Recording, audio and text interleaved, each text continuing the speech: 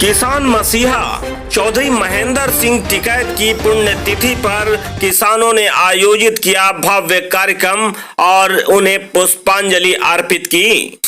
राजधानी लखनऊ में किसान भवन पर हजारों की संख्या में किसान हुए एकत्रित, बाबा साहब को अपने श्रद्धा सुमन अर्पित किए।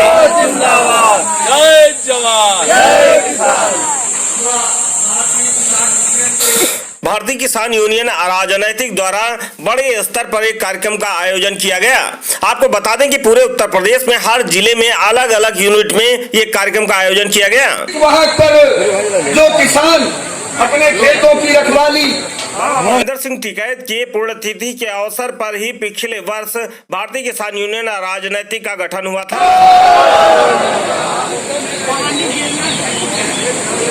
कि नारा पंडालों में ना गूंजे, तुम कैसा नारा बोलत हो? तो हमका तो लागत है भैया, तो हम लोगों से खेमाई पर पकी रहे, तुम पान मसाला खाते रहे, हम तो कम से कम जाने तुम जिंदा हो कि जाते रहे। आज कई हजार किसान नेता भारतीय किसान यूनियन राजनैतिक में शामिल हुए। मान्य है नाम सिंह वर्मा जी,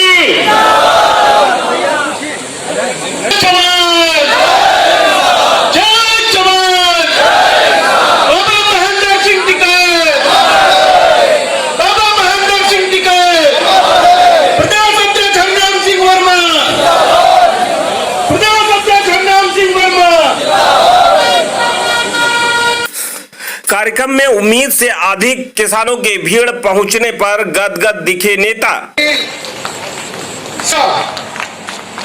हमारे जो सरदार जिला से भाई शिव कुमार सिंह, जो भी हमारे राजेश रावत जो हमारे, इसके बाद बबलू वर्मा जी, फोटू भाई चाचा अंग वस्त्र भेंट करेंगे, श्री जी दिनेश पाल और संतलाल पटेल जी, के सिंह कहाँ हो, श्री पीके पांडे जी को भेंट करेंगे।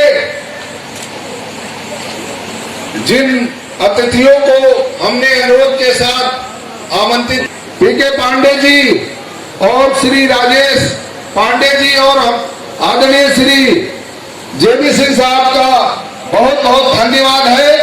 अब ये एक संगठन का एक हमने चित्र बनाया है, जिसको स्वागत करेंगे।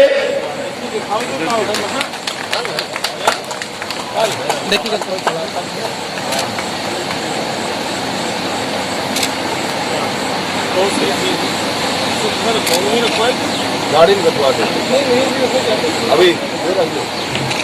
नगर अध्यक्ष है इमरान आफ्ताब आलम साहब, वो आए, जेबी सिंह साहब को वो आए, अजय विश्वास जी राष्ट्रीय के संगठन मंत्री हैं, वो किसान चित्र हमारे बीच में उपस्थित मंडल के बीच में राष्ट्रीय कोषाध्यक्ष बिंदु कुमार वर्मा जी हैं, वो बुके भेंट करें प्रदेश अध्यक्ष जी को। हमारा कैसा अब यहीं पर संस्था को आगे बढ़ा नहीं सकते हो।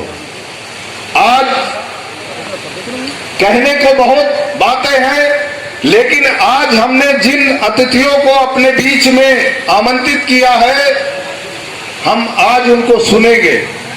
आज पूरे संगठन के एक एक पदाधिकारी, आज जो हमारे सम्मानित अतिथि हैं, उनको सुनने के लिए आज पूरे संगठन का समय हम इन सम्मानित चारों लोगों को दे रहे हैं।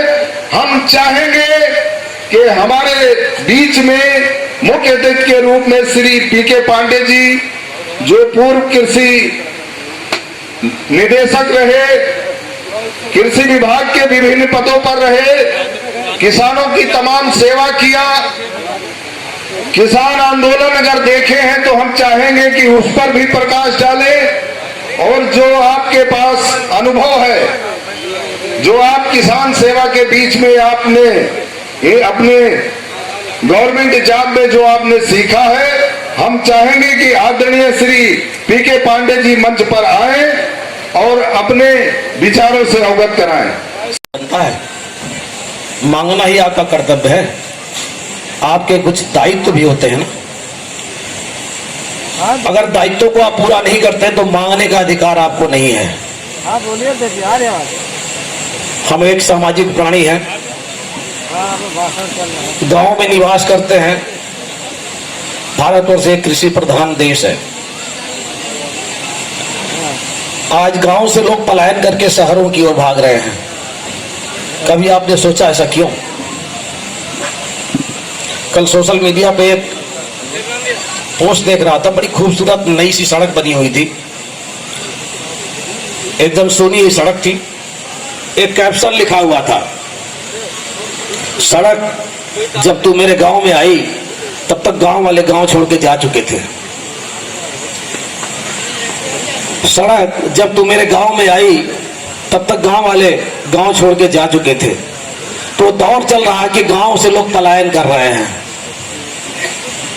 लेकिन जब शहर आते हैं तब उनको लगता कि हमने बहुत बड़ी गलती कर दी। हम लोग शहर में रह रहे हैं, हम भी गांव में पढ़े, 4-5 तक पढ़े, गांव में रहे। आज जब जाता हूं तो गांव गांव नहीं रहा। गांव के रहने वाले लोग गांव जैसे नहीं रहे, उनकी बातें अलग तरह की होने लगी। गांव में न गाय दिखती, न भैंस दिखती, न बैल दिखते हैं। एक बड़ा खूबसूरत सा आपने शोपीस दिया जिसमें हल रखा हुआ है। गांव है, फिर कैसा गांव है ये जहां हमें हल नहीं दिखते, बैल नहीं दिखते, हुआ करते थे।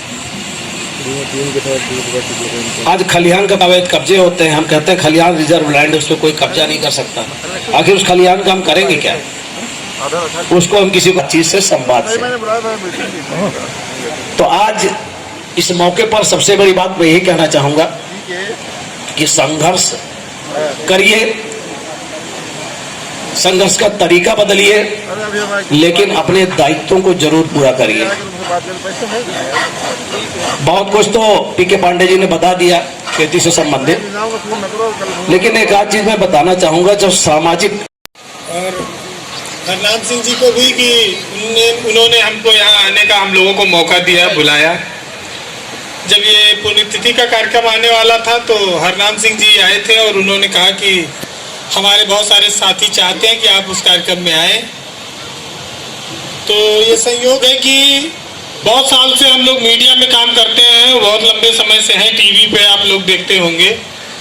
कभी किसी सार्वजनिक कार्यक्रम में इस तरह से कभी जाना नहीं हुआ, क्योंकि हम लोग कोई, जैसे आप एक राजनीतिक संगठन चलाते हैं, उसी तरह से हम लोगों को हमेशा ये रहता है कि न्यूट्रल रहकर बिना किसी राजनीतिक दल में या किसी ऐसी एक्टिविटी में भाग न लें। तो थोड़ा मन में संकोच था, लेकिन चूंकि हरनाम सिंह बहुत पुराने दोस्त हैं, उनको मना नहीं किया जा सकता था। जब मैं 2007 में मायावती की सरकार आई उत्तर प्रदेश में, उस समय मैं लखनऊ आया और उसी समय हरनाम सिंह से मुलाकात हुई। तब वो भारतीय किसान यूनियन संगठन आपका चल रहा था। खुशी इस बात की होती है कि हरनाम सिंह एक ऐसे किसान नेता हैं जिनके ऊपर जमीन कब्जा करने का एक भी आरोप नहीं है, कोई दाग नहीं है। अगर किसानों में कोई ईमानदार नेता है तो वो हरनाम सिंह है, जिनकी वजह से आज हम लोग यहाँ आए हैं। मैंने हरनाम सिंह को जितना जाना है वो ये जाना है कि वो एक पैसे की बेईमानी में विश्वास नहीं रखते हैं। बहुत सारे किसान नेता मेरे पास आते हैं, चूंकि मैं टीवी में हूँ, काम करता हूँ। कोई बहुत बड़ी बड़ी गाड़ियों से आते हैं, कोई एलडीए में धरना देता है, कोई कमिश्नर के यहाँ धरना देता है, किसी जमीन के मामले में पूरा गिरोह और गैंग चलते हैं। बहुत सारे संगठन बन गए भारतीय किसान यूनियन के नाम पर। लेकिन जिसके साथ आज आप लोग खड़े हो, यहाँ पर विश्वास है, ईमानदारी है, सच्चाई है, और इसको आप महसूस करिएगा। और एक अच्छे आदमी के साथ खड़े हो जिनकी वजह से ये सारे लोग यहाँ पर इकट्ठा हैं। टीवी में हम लोग काम करते हैं, लेकिन टीवी में किसान की कोई समस्या, खेती बाड़ी से जुड़ी ये सब चीज़ें कभी आती नहीं हैं। अखबार में कभी आ जाती हैं, कहीं जाम लगा, कहीं पर कोई चीनी मिल पे समस्या हुई, किसानों को कभी बीज नहीं मिला, कभी खाद नहीं मिला, कभी बारिश नहीं हुई, सूखा पड़ गया, तो ये सब खबरें आप लोग पढ़ते होंगे। लेकिन मेरी कोशिश हमेशा रही कि अखबार से निकल कर ये चीज़ें टीवी पर भी आए और लोग देखें, देश में, प्रदेश में और हिंदुस्तान में जहाँ भी टीवी चलता है, कि वो किसान के सामने क्या क्या इस देश में समस्याएं, खाली वो अखबार तक सीमित ना रह जाएं। और आज आज़ादी को 75 साल हो गए, हम लोग हर साल मनाते हैं 15 अगस्त पे, 26 जनवरी पर। लेकिन जब चीनी मिल के सामने से गुजरिए तो वही गन्ना की गाड़ियों की लंबी लंबी लाइन, वही लंबे लंबे जाम, उनमें आज तक कोई सुधार नहीं हुआ। जब आप गेहूं के बीज लेने जाइए तो पता लगा अधिकांश सेंटरों पर बीज नहीं मिलता है। जो सरकार सब्सिडी के बीज देती है वो गायब हो गए। सरकार या तो उपलब्ध नहीं करा पाई या तो बिचौलिए उसको खा जाते हैं।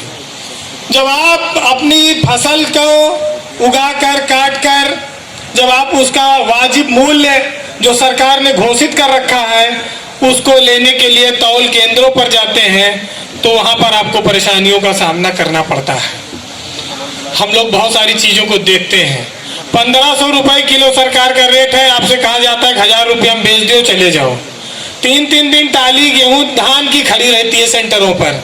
दलाल जब चाहेगा तो आपका गेहूं और आपका धान बिकेगा, जब दलाल चाहेंगे तो आपको गन्ने की पर्चियां मिलेंगी। ये विचित्रता, ये सब चीजें दूर क्यों नहीं होती हैं? जब हम इतनी तरक्की कर गए हैं, हर चीज इंटरनेट से है, मोबाइल से है, हर चीज ऑनलाइन है, तो उसमें उसका किसान को फायदा क्यों नहीं मिलता है? किसान भी जागरूक है, उसके हाथ में भी मोबाइल है, उसने मेहनत करके फसल पैदा की है, लागत भी ना निकले और ऊपर से अपनी फसल को रखाने के लिए, गाड़ी का भाड़ा देने के लिए 3-3, 4-4 दिन सेंटरों पे खड़ा रहे। ये दुर्भाग्य कभी दूर नहीं हो पाया।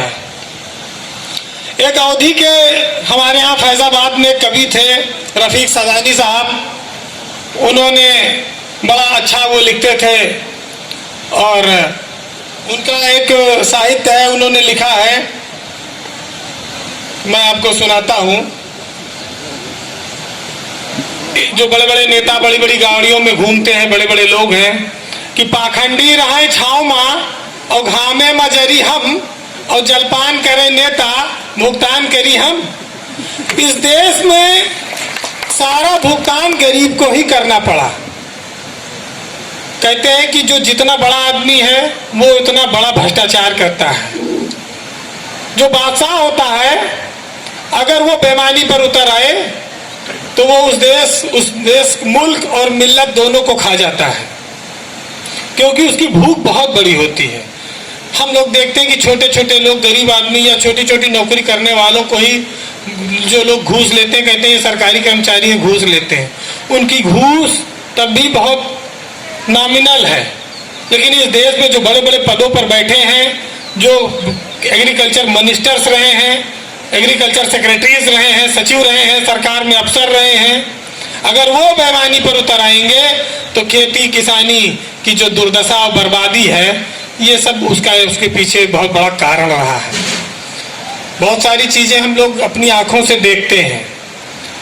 लेकिन देखिए, जिस दौर में आज समाज है, जब हाइब्रिड बीज आ गए, आपका जो अन्न पैदा होगा उसका वाजिब रेट नहीं मिलता है, तो किसान क्या करे? पानी नहीं बरसा तो धान नहीं पैदा होगा, ठंडी नहीं पड़ी तो गेहूं ठीक से पैदा नहीं होगा। तो बड़ी प्राकृतिक आपदाएं विपदाएं भी हैं। जब गेहूं कटने टाइम आया तो जनवरी, फरवरी और मार्च में बारिश होती है। तो ये जो संकट है, ये सब चीजें सब किसान के ऊपर ही गुजरती हैं। धान कटाई का सीजन आया, आंधी आ गई, तूफान आ गया, पानी बरसने लगा, अब धान को आप न पीट सकते हो न निकाल सकते हो। तो इस चीज पर हमारे देश में सरकारों को सोचना होगा कि हम कैसे किसानों की आय बढ़ाएं। क्योंकि इसी गेहूं, धान, गन्ने की जब पैसे आते हैं तो इसी से हमारे बच्चों की स्कूल की फीस जाती है, इसी से हमारे घरों में शादियां होती हैं बच्चों की, और इसी को हम साल भर रखते भी हैं कि आगे खाना पीना इससे चलेगा, और कोई अगर आगे संकट आएगा तो उससे इलाज हुआ, परेशानी हुई, बीमारी हुई, उससे निपटेंगे। तो मैं एक सामाजिक हालात बयां कर रहा हूं। मैं बहुत ज्यादा तकनीकी और उसके बारे में नहीं जानता हूं, लेकिन चूंकि हरनाम सिंह ने बुलाया तो आप लोगों की जो दुख दर्द है, पीड़ा है, उस बात को मैं टीवी के माध्यम से जितना समझ सकता हूं रखता हूं देश की सरकार के सामने और देश के लोगों के सामने। बहुत बार अगर आप टीवी पे देखेंगे तो हो सकता है आप ये कहें कि आज हमारे दिल में बात थी, वीरेंद्र सिंह ने कह दी टीवी पे, कम से कम हजारों लाखों करोड़ों लोगों ने सुन ली होगी। तो आपकी जो तकलीफें हैं, परेशानियां हैं, वो किसी से छुपी नहीं है, जानता हर कोई है, लेकिन समाधान नहीं निकल पा रहा है। और यही वजह है कि लोग खेती छोड़ रहे हैं, लोग कहते हैं पलायन कर रहे हैं। न बिजली जब गांव में आएगी ही नहीं, ट्यूबवेल चलेगा ही नहीं, बिजली बिल महंगा हो जाएगा, सिंचाई के साधन रहेंगे नहीं, नहर में पानी आता नहीं है। हम मई के महीने में बैठे हैं, अभी नहरों की स्थिति देख ली जाए, अभी तो जून बाकी है। तो बहुत सारी चीजें हैं जो तकलीफ देती हैं, और गरीब को ही हर तकलीफ सहनी है। उसके लिए एसी नहीं लगा है खेत में, इस धूप में वो काम करता है, अपनी चमड़ी जलाता है। हम लोग भी किसानों के ही पैदा हुए, गरीब घरों में सब ज्यादातर लोग पैदा हुए हैं। कोई अंग्रेज नहीं है गोरी चमड़ी लेके, सब उसी धूप में जले हुए लोग हैं, सबने तकलीफें देखी हैं। लेकिन हरनाम सिंह ने जो एक संगठन बनाया, और जिस संगठन में वो थे, और आज जिस संगठन को वो लेके आगे बढ़ रहे हैं, उसके मूल में तब भी चौधरी महेंद्र सिंह टिकैत थे, आज भी उसके मूल में चौधरी महेंद्र सिंह टिकैत है।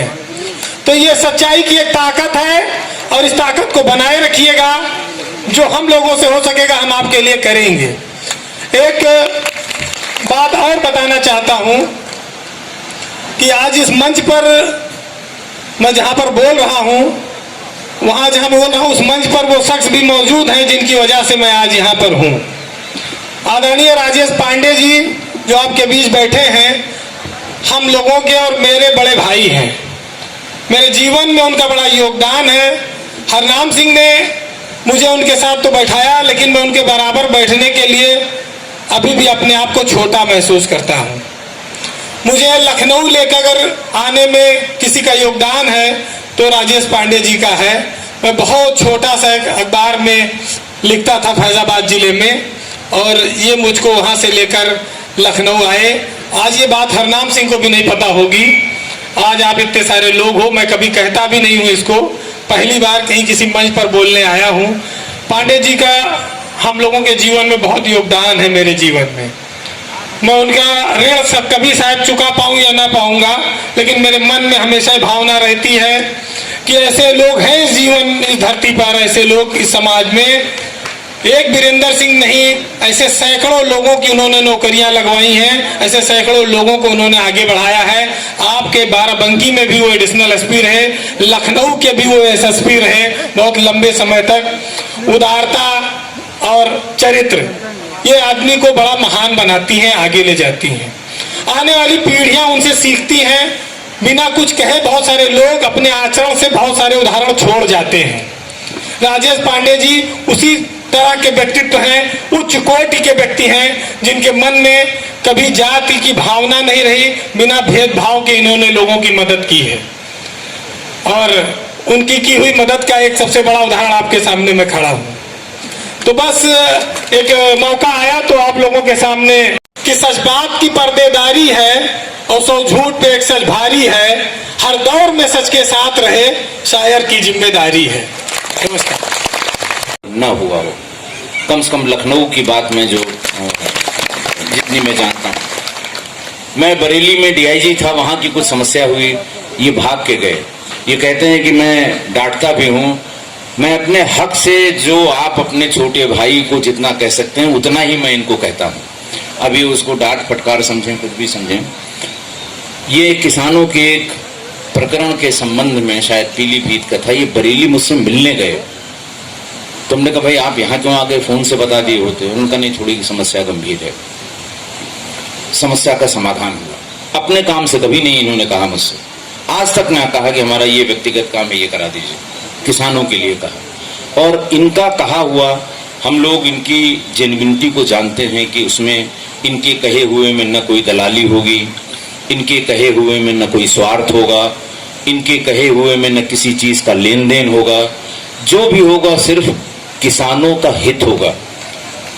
जो वीरेंद्र सिंह ने बताया, जो जेबी सिंह ने बताया, जितने भी यहाँ के आयोजक गण, सहयोगी गण हमारे कल से कार्यक्रम की तैयारी करा रहे। बाबा रामविलास केवट डेयरी किसान मार्ग नारेपार गंगागंज भावनाएं। विभिन्न नस्लों की गाय खरीदने हेतु संपर्क करें बाबा रामविलास केवट डेयरी किसान मार्ग नारेपार गंगागंज लखनऊ। मोबाइल नंबर 9695711909, दूसरा नंबर 9005765753 पर।